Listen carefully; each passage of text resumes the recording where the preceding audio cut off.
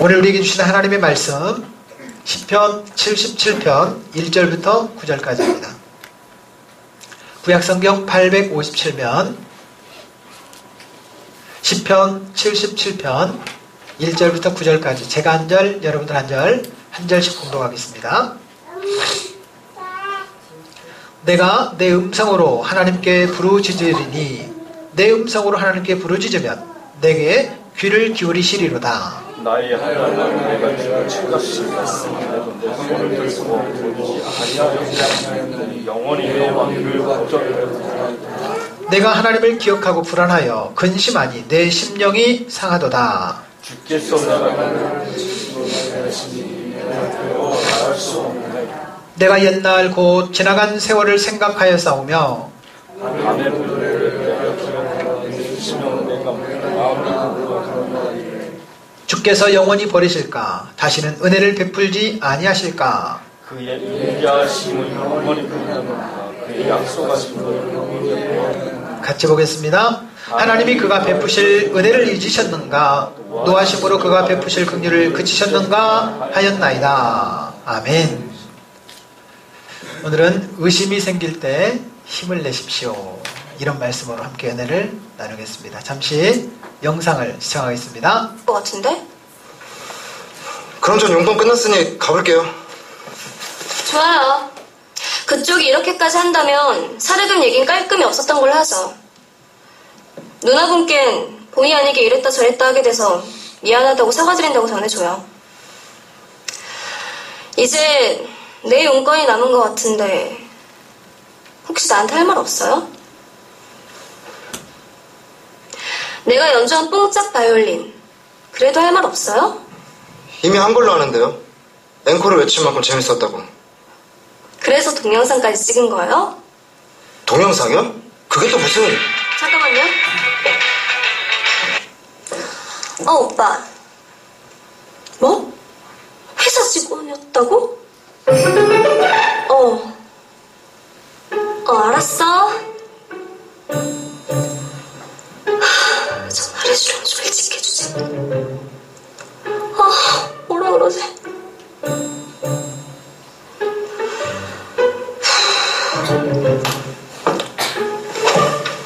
계속 얘기해봐요. 대체 무슨 동영상을...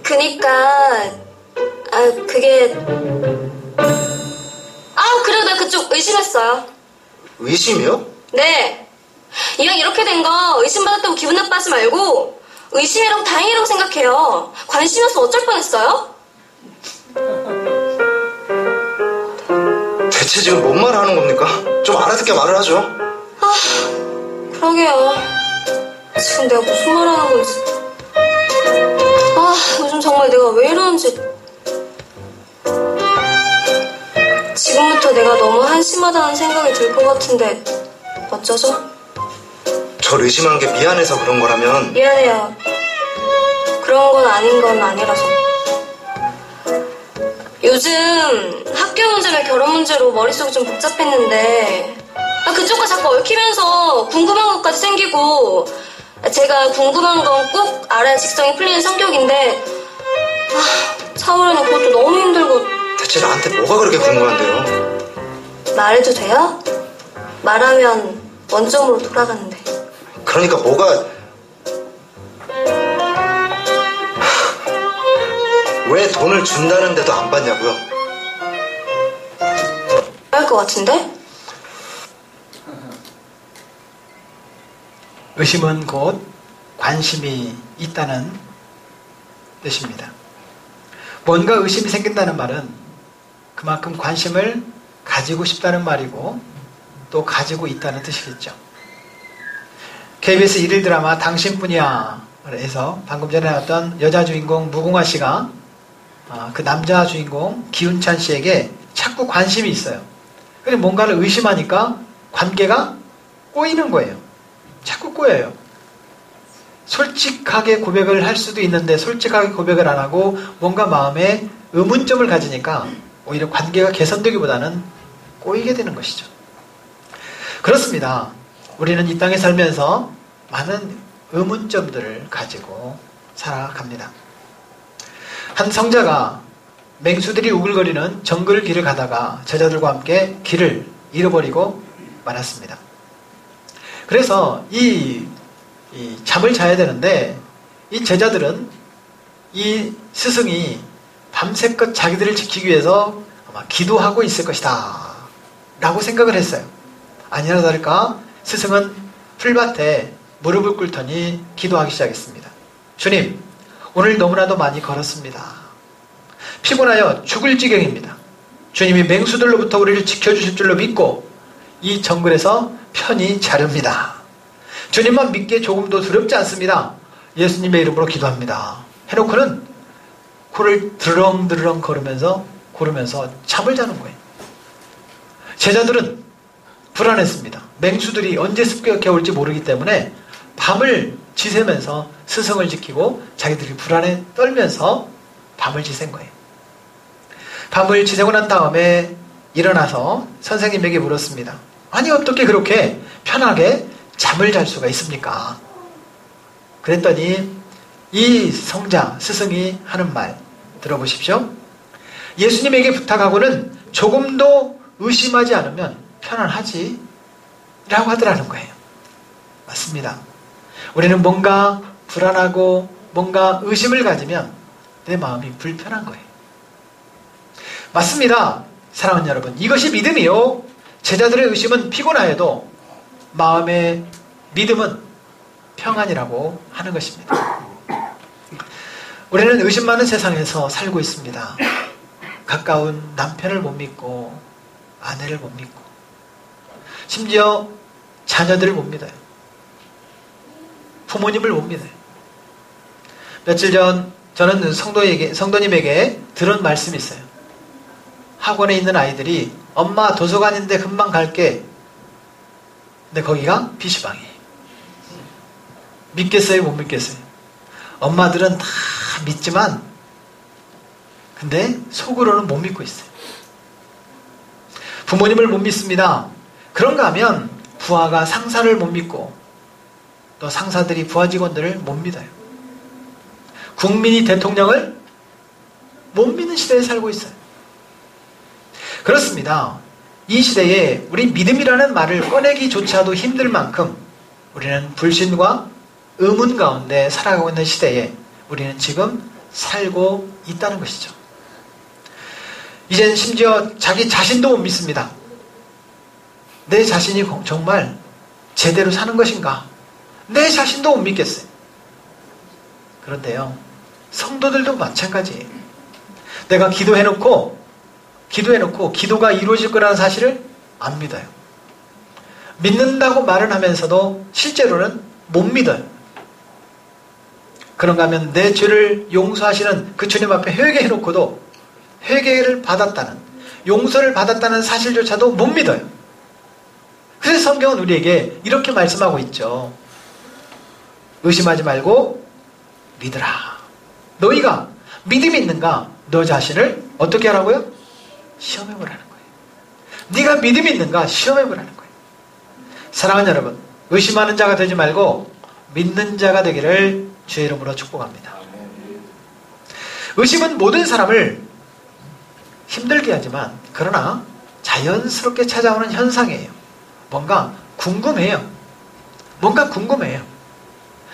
태어나서 아이들이 처음으로 세상에서 궁금증을 가지는 것을 의사표현을 할 때 뭐라고 하느냐면 이건 뭐야? 이건 뭐야? 라고 묻습니다. 저희 아이들을 키울 때도 꼭 이건 뭐야? 이건 뭐야? 이건 뭐야? 이건 뭐야? 질문하는 거예요. 재밌는 이야기가 있습니다. 이 젊은 엄마들이 아이들이 하도 물으니까 너무 귀찮은 거예요. 근데 이제 엄마들이 만나서 대화를 나눕니다.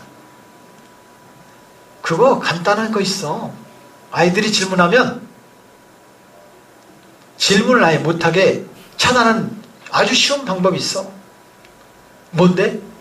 그래 보니까 꼭 아이들이 컵을 가지고 물어봤다고 쳐요. 엄마 이건 뭐야?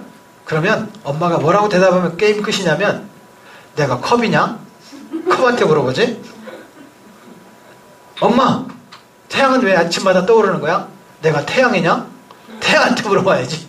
이러면 끝이라는 거예요.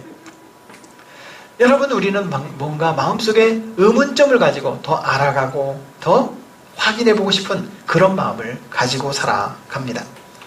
성경에 보면 이렇게 분명한 믿음을 가지고, 의심이 사라지고 분명한 믿음을 가지고 살았던 인물들이 많이 있지만, 그 가운데 오늘 시편 77편의 주인공은 아삽이라고 하는 사람이에요.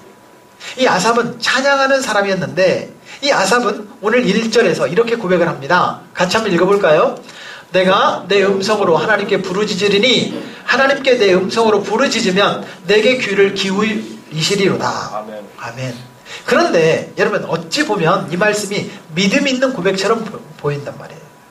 아, 내가 내 음성으로 기도하면 하나님께서 들으시겠구나, 이런 믿음의 고백처럼 들리는데 2절, 3절, 4절, 9절까지 읽어보면 그게 아니에요. 야, 내가 이렇게 기도해도 왜 하나님 나를 이렇게 무시하고 왜 내 기도는 안 들어주시지? 이런 뜻이에요. 왜 나만 이렇게 힘들게 하시지? 하나님 계신 거 맞아? 왜 이렇게 나만 이렇게 가난하게 하지? 나만 이렇게 병들게 하지? 나만 왜 이렇게 힘든 거야? 하나님 계신 거 맞아? 이런 뜻이거든요. 사랑하는 여러분, 그 말은 하나님이 나와 함께 계신다는 사실이 느껴지지 않는다는 거예요.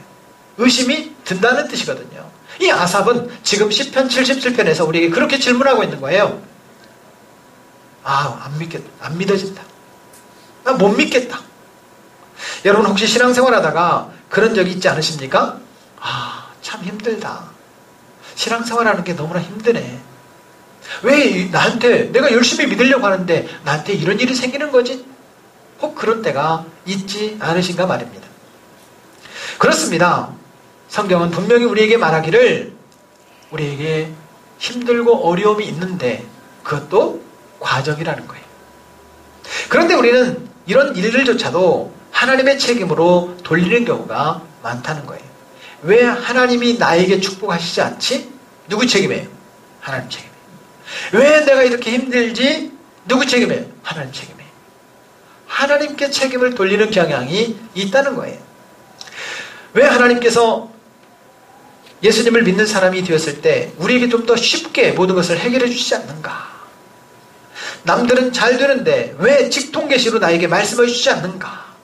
나에게 직접 보여주시면 좋을 것인데 왜 그렇지 않는가? 우리는 의구심을 가지고 살아가는 때가 많습니다. 사랑하는 여러분, 저는 결론은 바로 이것입니다. 의심하는 자가 되지 말고 믿는 자가 되란 말입니다. 한번 따라서 읽겠습니다. 의심하는 자가 되지 말고 믿는 자가 되어라. 그런데 그 뒤에 더 확언적인, 더 확신 있게 주님은 우리에게 이렇게 말씀하세요. 내가 본고로 믿느냐? 보지 않고 믿는 자가 복되도다. 아멘. 이 말씀도 한번 따라서 읽어볼까요? 나를 본고로 믿느냐? 보지 못하고 믿는 자는 복되도다. 그럼 예수님 본 적 있어요? 하나님 만난 적 있어요? 그런데 믿잖아요. 복된 거예요. 더 복된 거. 사랑하는 여러분, 저와 여러분들이 해답을 찾지 못하도, 뭔가 문제의 키를 정확하게 찾지 못했어도 우리가 믿을 수 있다면 더 복된 거예요. 그렇습니다. 눈에 두드러지는 뚜렷한 어떤 증거를 확인하지 않았어도 믿을 수 있다는 것은 우리가 복된 거예요. 만약에 지금 우리가 의심하고 있다면 내가 도마입니다. 내가 도마예요. 하나님이 나를 축복하신다는 사실, 하나님께서 문제를 해결한다는 사실, 하나님께서 나를 사랑한다는 사실이 아직도 믿어지지 않고 의심하고 있다면 누가 도마예요? 내가 도마예요. 내가 도마예요. 여러분, 적어도 의심이라고 하는 것은 세 가지 사실을 의미한다 그래요. 우리가 뭔가 궁금한 점이 생기고 확신이 안 생기고 의심이 된다. 이 세 가지를 의미하는 거예요. 첫째는요, 우리가 의심은 하나님께로 이끈다는 사실을 알아야 됩니다. 뭔가 의구심이 생겨요. 오늘 1절 말씀을 제가 다시 한번 읽으면요, 아삽은 이렇게 고백하고 있습니다. 내가 내 음성으로 하나님께 부르짖으리니 하나님께 내 음성으로 부르짖으면 내게 귀를 기울이시리로다. 삶이 갑자기 혼란스러워졌어요. 삶이 어떻게 해야 될지 도대체 이해가 안 돼요. 방법을 모르겠어요. 그러면 여러분, 하나님께서 나를 사랑한다는 사실을 확신하지 못하고 멀어지는 경우가 있고, 그래 내가 그래도 믿음으로 해결해보자 하나님께로 가까이 가는 경우가 있어요. 이건 나의 선택이. 내가 힘들고 어려운데 예수 믿어도 다 필요 없네, 멀어지는 경우가 있고, 그래 하나님께서 해결해 주시겠지, 가까이 가는 경우가 있다는 거죠. 마음에 의심이 생기고 확신이 안 생기고 자꾸 힘들고 어려울 때 하나님께로 더 가까이 가는 기회가 되기를 주님의 이름으로 축복합니다. 바로 이거예요. 하나님은 우리에게 아무리 힘들고 어렵고 믿음의 길에서 의심이 생긴다 할지라도 이 문제가 하나님 안에서 해결될 수 있다는 사실을 가르쳐주고 있는 겁니다. 그러므로 사랑하는 여러분, 자꾸 의심이 들면 하나님께로 더 가까이 나오는 기회가 되기를 바랍니다. 두 번째는, 의심은 삶의 어려운 문제들을 대적하라고 하는 것입니다. 좋은 것, 쉬운 것, 또 우리가 편안한 것을 따라가면요 꼬이지 않습니다. 그런데 일이 힘들고 어렵고 강하게 훈련받은 사람은요 더 강한 믿음을 갖게 돼요. 우리 인생이 깊은 고민에 빠졌어요. 어떻게 해결할지 모르겠어요. 문제를 해결해 보려고 노력을 합니다. 삶의 문제들과 싸우고 있습니다. 그만둘까? 아니야, 더 열심히 해봐야지. 끝까지 내가 마지막으로 한 번 더 해봐야지. 이런 사람이 있고, 그만두자, 다 포기하자, 이런 사람이 있단 말이에요. 그러면 우리는 왜 하나님 나입니까? 제가 이렇게 되어야 되는 이유는 무엇입니까? 라고 말하면서 하나님께 나아간단 말이에요. 그래서 우리가 해야 될 일들이 뭐냐? 정원 목사님은 대적기도라는 책에서 이렇게 이야기를 하고 있습니다. 내 마음속에 일어나는 의심은 물러갈지어다. 아멘. 한번 따라해 보십시오. 물러갈지어다. 물러갈지어다. 내 안에 흔들리는 갈등과 의심은 예수 이름 앞에 굴복하고 깨끗이 물러갈지어다. 따라서 해보세요. 깨끗이 물러갈지어다. 깨끗이 물러갈지어다. 멀리 떠나갈지어다. 멀리 떠나갈지어다. 마음의 의심과 문제가 떠나갈지어다라고 대적하라는 거예요. 그걸 마음속으로 받아들이지 말고 대적하라는 거예요. 여러분, 문제가 없는 사람이 누가 있겠습니까? 겉으로 보면 다 평안해 보여도 속을 들여다보면 다 이런 문제 저런 문제 때문에 힘들고 어려운 게 다 있는 것 같아요. 그런 문제들을 대적하라는 거예요. 물러갈지어다. 문제는 사라질지어다. 다시 돌아오지 말지어다. 나사는 예수 그리스도로 명령하노니 물러갈지어다. 정원 목사님은 대적기도라는 책을 통해서 우리에게 그렇게 소개하고 있어요. 여러분, 대적할 수 있기를 바랍니다. 문제를 받아들이지 마세요. 의심을 받아들이지 마세요. 대적하는 거예요. 대적하는 거예요. 그래야 해결될 수 있다고 하는 것입니다. 마지막 세 번째는, 의심은 자신의 믿음을 더 굳세게 한다 그래요. 자신의 믿음을 더 굳세게 한다. 의심이 어떻게 믿음을 굳세게 합니까? 지성에서 영성으로 라고 하는 책을 쓴 이어령 교수님은요, 나중에 그 딸 이민아 교수님 때문에, 또 이민아 목사님 때문에 예수님을 믿게 됐죠. 그런데 이어령 씨는 우리나라의 지성인 중에 지성인이라고 이렇게 추앙받는, 인정받는 분이에요. 이분이 나중에 예수님을 믿고 지성에서 영성으로 라는 책을 썼는데, 이 책에서 그런 얘기를 합니다. 지성은 의심에서 시작되지만 영성은 믿음에서 풍성해진다.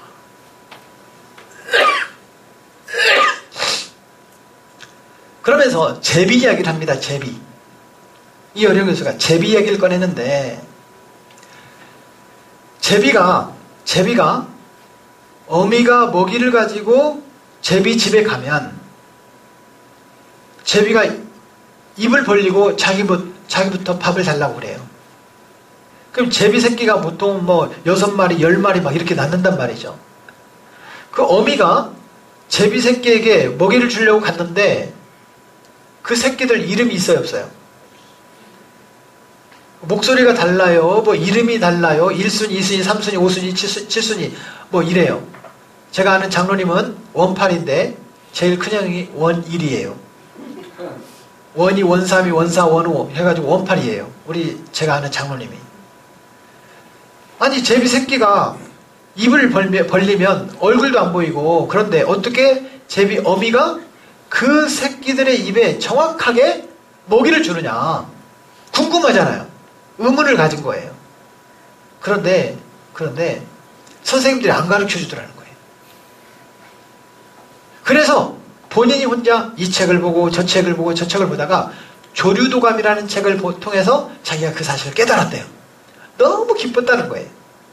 그래서 이어령 교수는 공부를 잘할 수 있는 사람, 지식을 많이 쌓을 수 있는 사람, 뭔가 질문을 많이 해라 그래요.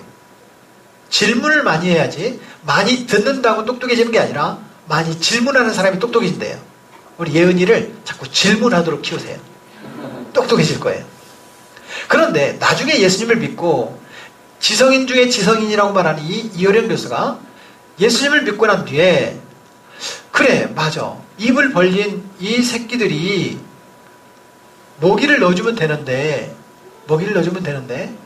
그러면 배가 고프면 힘이 없고 힘이 없으면 입을 다물어야 되는데 이 제비새끼가 왜 입을 열까? 입을 열게 되는 원리는 누가 가르쳐줬냐면 하나님 가르쳐주셨다 라고 확신을 해요. 다른 건 배가 고프면 입을 다무는데 제비새끼 마음은 입을 더 크게 벌린다는 거예요. 그래서 제비 어미가 입을 제일 크게 벌린 새끼들의 입에만 먹이를 준다는 겁니다. 그러다 보니 문제가 해결된대요. 그 원리를 만드신 분은 하나님이시구나. 그래서 믿음에서 영성이 풍성해진다고 고백을 하고 있어요.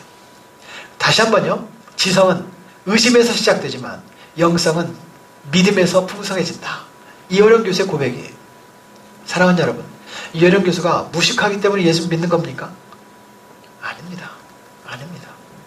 자기가 이해할 수 없는, 자기 딸이 그렇게 암에 걸리고 자기 손자가 그렇게 병에 걸려도 해결할 수 없는 그런 고민을 가지고 있다가 그 문제가 해결되는 그 하나님의 도우심을 바라보면서 아, 하나님은 계시구나 라고 고백하는 거예요.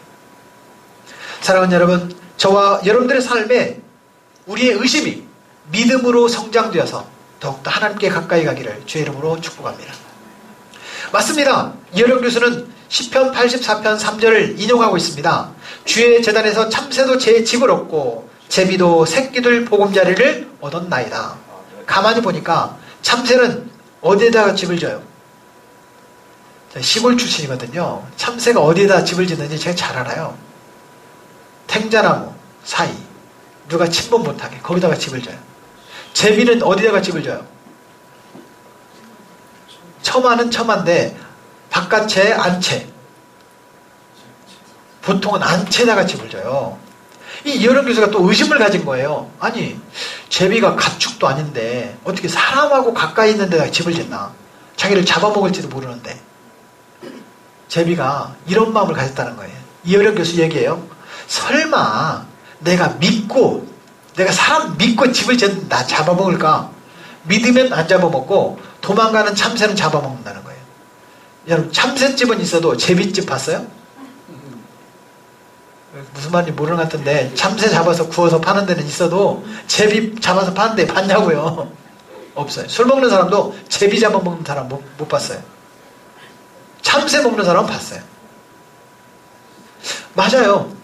그 제비를 바라보면서 아 믿으면 살고 안 믿으면 죽는구나. 이어령 교수의 고백이에요. 믿으면 살고 안 믿으면 죽는구나.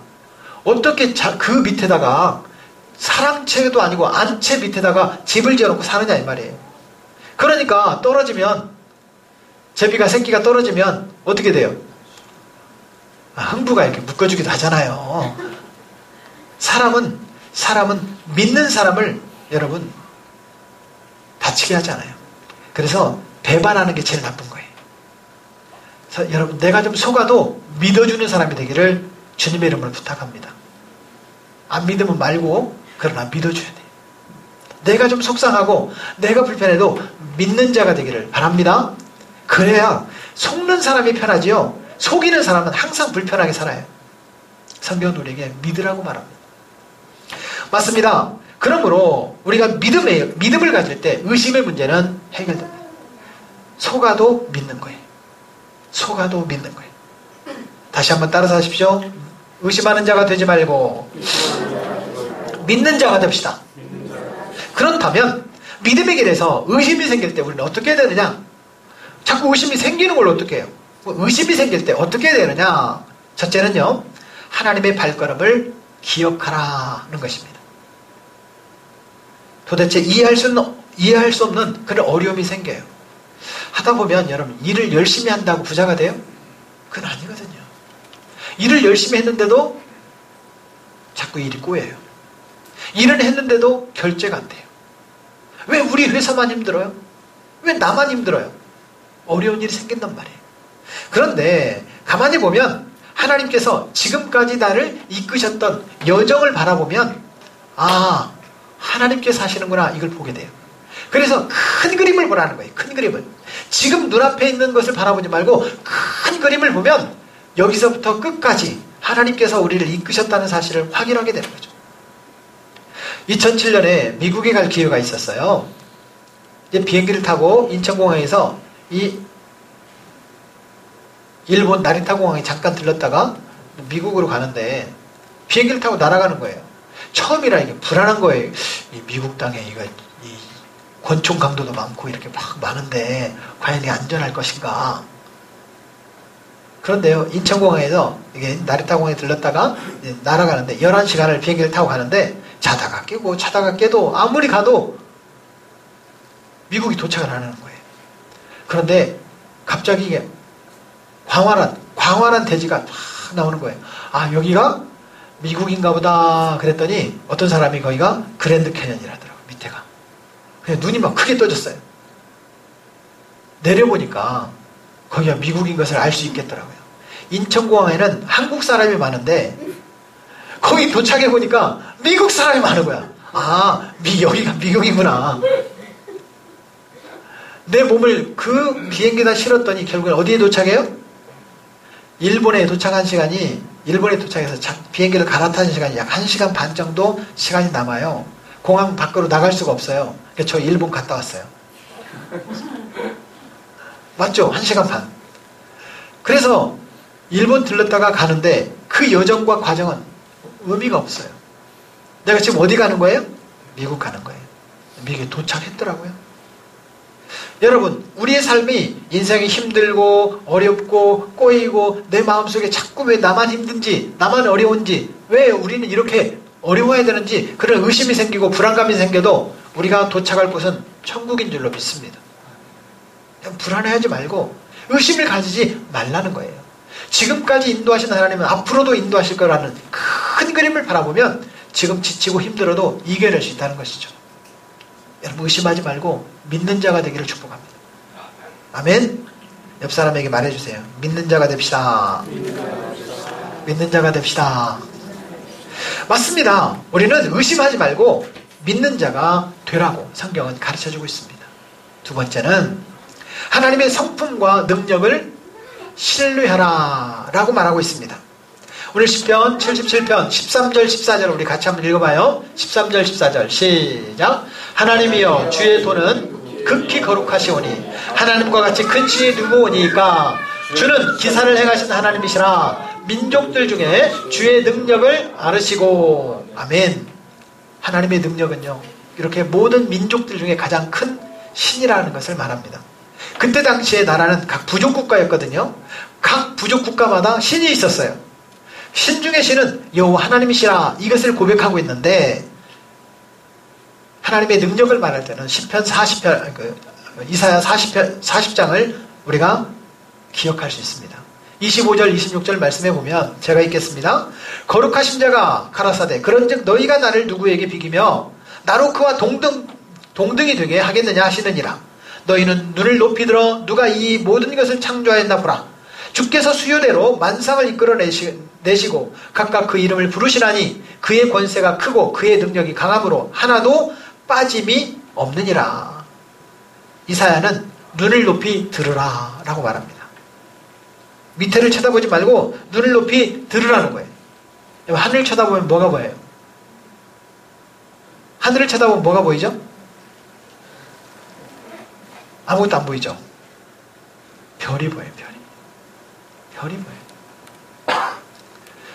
지구에서 태양까지 거리는 약 1억 5천만 킬로미터라고 합니다.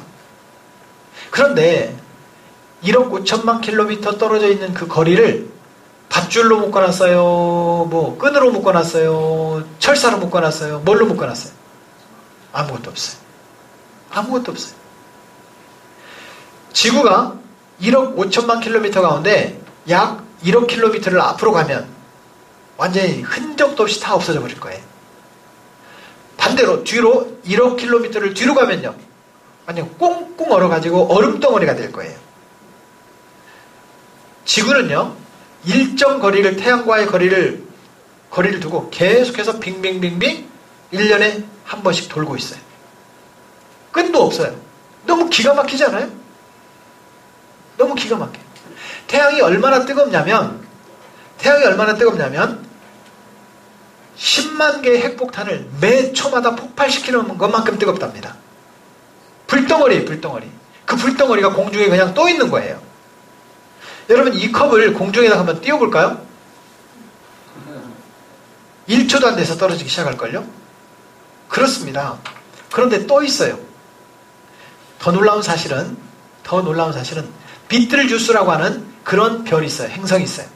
이 비틀주스는 600광년이 떨어졌어요. 지구로부터. 빛의 속도로 600년을 가야 돼요. 태양의 1000배만큼 크대요. 지구의 1000배가 아니라 태양의 1000배만큼 커요. 1광년으로 따져보니까 지구하고 거리가 어느 정도 되냐면 9조 4610km 정도 된대요. 거기에 저 별이 있어요. 그게 공중에 그냥 떠 있어요. 안 떨어지고. 그런가 하면요, 고리성운이라고 하는 이 고리성운은 더 놀랍습니다. 이 고리성운은 이 비틀주스보다도 훨씬 더 먼 2000광년 밖에 떨어져서 공중에 걸려 있어요. 이 비틀주스보다도 훨씬 더 큰 이 별이에요. 공중에 그냥 다 떠 있어요. 그런데 이 비틀주스하고 고리성운이 부딪혔다거나 이 비틀주스하고 태양이 부딪혔다거나 이런 일이 없어요. 그게 정상적으로 계속 돌아가고 있어요. 여러분, 저는 이 이야기를 말씀드리는 것은 하나님께서 주관하시니까 이 행성과 별들이 그렇게 공중에 많이 있는데도 우리 육안으로 안 보인다고 해서 없는 게 아니라 잘 돌아가고 있단 말이에요. 우리가 어떤 문제가 있어도 그 행성과 운행을 다 주관하신 하나님께서 우리를 붙잡으시면 문제가 아니라, 의심이 아니라 이것이 잘 해결될 줄로 믿으시기를 바랍니다. 심지어 내 문제 하나 해결하지 못하시는 무능력한 하나님이 아니라 하나님은 이 우주 공간을 주관하시는 하나님이시라는 거예요. 내 문제를 주관해달라고 하나님께 온전히 맡겨보라는 뜻이죠. 저와 여러분들의 삶을 하나님께서 구체적으로 주관하시고 인도해 주시는 걸 믿으시기 바랍니다. 하나님의 능력을 신뢰할 수 있기를 주의 이름으로 축복합니다. 마지막 세 번째는 우리 미래를 하나님께서 축복하심을 믿어야 한다는 것입니다. 시편 77편 15절 말씀 우리 같이 한번 읽겠습니다. 주의 팔로 주의 백성 곧 야곱과 요셉의 자손을 구속하셨나이다. 구속하셨다라고 하는 뜻은요, 다시 산다라는 말이에요. 산다는 말은 뭐예요? 뭔가 값을 지불했다는 뜻이죠. 그쵸? 값을 지불하고 다시 샀다는 뜻이에요. 구속이라는 말은. 그래서 이 구속이라고 하는 말은 우리가 뭔가 부족한 가운데서 회복됐다는 뜻이에요. 없는 가운데서 있게 됐다는 뜻이에요. 그래서 이스라엘 백성들은 7년마다 안식년이라는 제도가 있고 또 50년마다 희년이라는 제도가 있어요. 그래서 처음에 땅을 분배받았던 땅 중에서 7년이 되면 제자리로 돌아가는 거예요. 그 시간이 되면 제자리로 돌아가는 거예요. 요즘에 스마트폰 게임을 많이 하잖아요. 스마트폰 게임 한번 지면은 우리가 망해요? 다시 시작하면 되지. 그렇죠? 처음부터 다시 시작하면 되죠. 처음부터 다시 시작하면 되죠. 컴퓨터에 문제가 있어요. 막 이 버그가 나고 막 속도가 늦어져요. 누구를 부르면 되냐면 홍지민 집사님 불러가지고 포맷 시키면 돼요.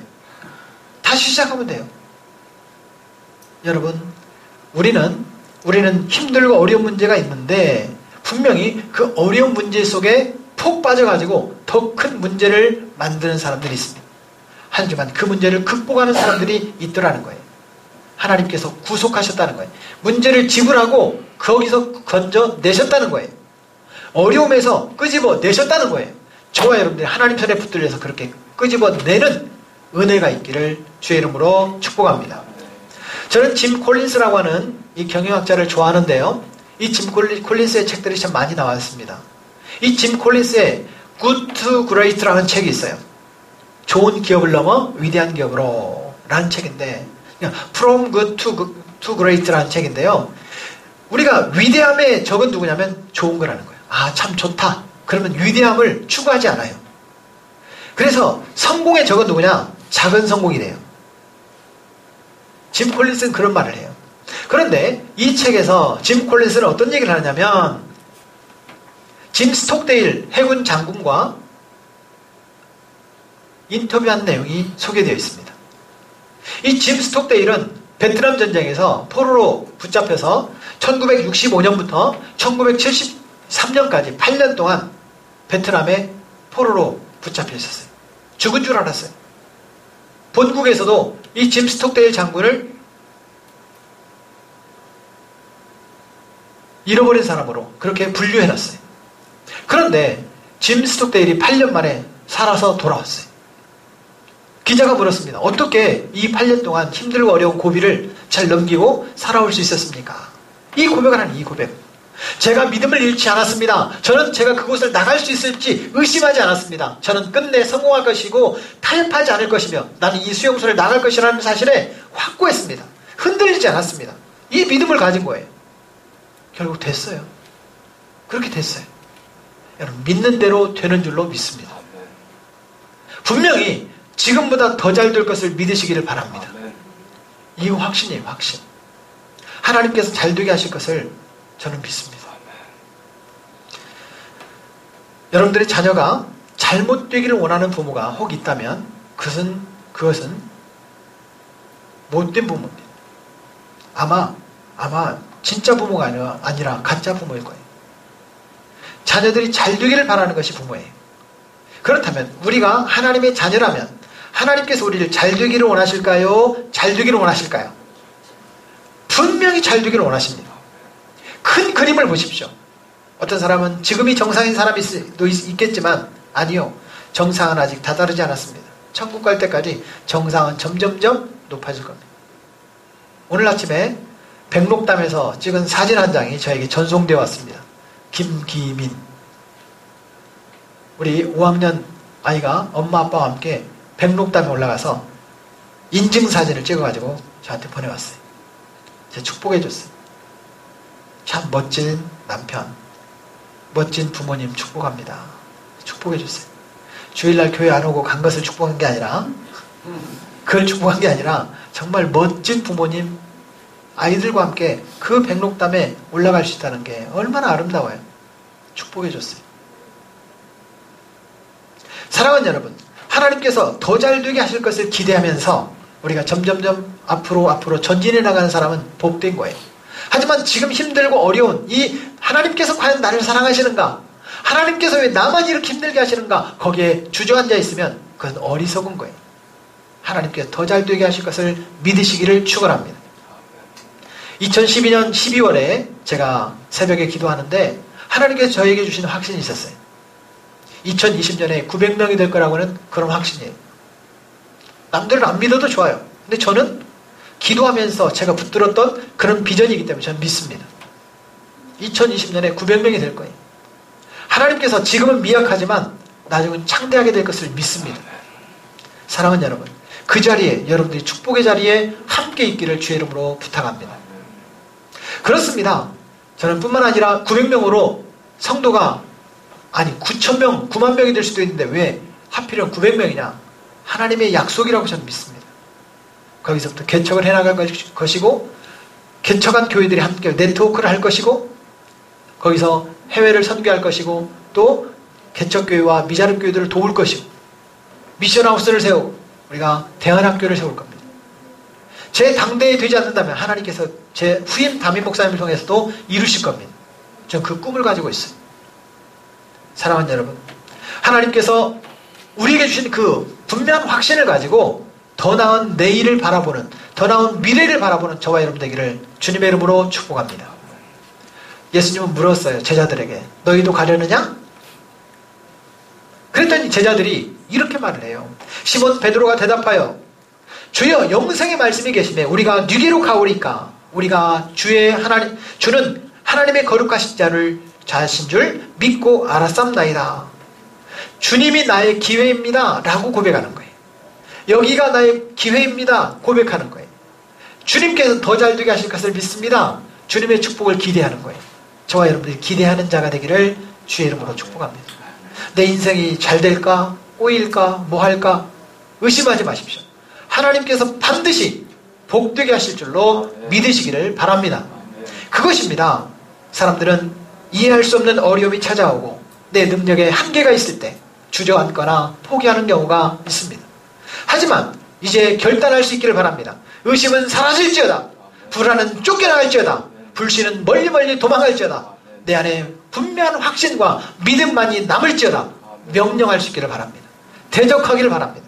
하나님께서 되게 하십니다. 옆 사람 손을 좀 잡으십시오. 하나님께서 되게 하십니다. 하나님께서 행하십니다. 하나님께서 잘 되게 하실 줄로 믿습니다. 이 확신 있는 믿음으로 살아가는 저와 여러분 우리 익산 영락가족들이 되기를 주의 이름으로 축원합니다. 기도하겠습니다.